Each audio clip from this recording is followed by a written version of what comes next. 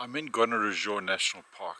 This is in southeastern Zimbabwe and is part of a very, very big wildlife landscape which is called the Great Limpopo Transfrontier area.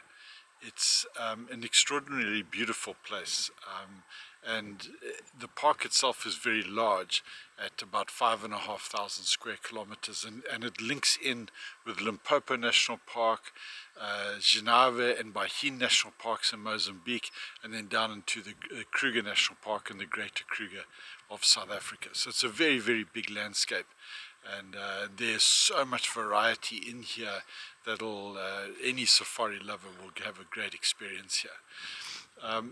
In the Gonarezhou itself, we use a combination of different camps inside here. All of them are owned by the Conservation Trust, which runs this national park. The Conservation Trust is a joint venture between Frankfurt Zoological Society and the Department of National Parks and Wildlife Management in Zimbabwe. They're doing a fantastic job of running this place, and I'd have to say, from what I see around national parks in Africa, it's probably one of the best run national parks in Africa. They've done a really good job, and it is a park that they've got a long-term vision for it. So they've been able to plan and work things out before tourism gets out of hand and then having to correct, like you've seen in so many parks around Africa. So they've got a long-term vision here, and things are really going in a positive direction.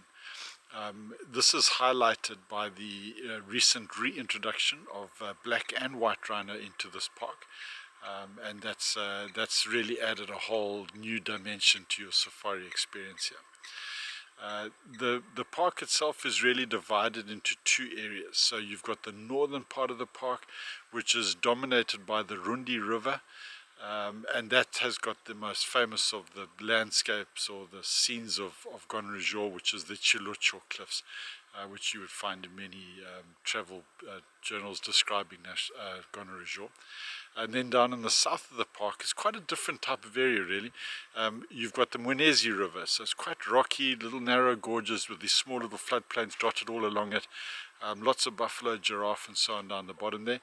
And then in between those two areas is a very large area of sandveld, which is very much like being in the Kalahari system that you would see in Botswana or southwestern Zimbabwe.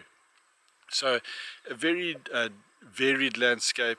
It's got a great volume of wildlife, and some people consider this place to have possibly the highest density of elephant in Africa today. There's over 12,000 elephant in this park, and the park's only 5,500 square kilometers. So there's a lot of elephant here, and they all seem to be doing very, very well. So it's a great park to visit. It's got tremendous variety of species. All your big predators, which people like to see. Great walking. We can't do night drives here, but your day drives linked in with some walking, and just places where you can sit and watch the river and watch the wildlife coming in and out. Behind me here is a small dam, which is the Mosasani Dam. Also a fantastic place just to sit and watch during the course of the day as the wildlife comes in and out. So excellent place to come on safari, and I would thoroughly recommend anybody, no matter even if it's your first safari or your 10th safari, this is a great park to consider, and I really enjoy my time here. I think it's a great wilderness and a fantastic place to be on safari.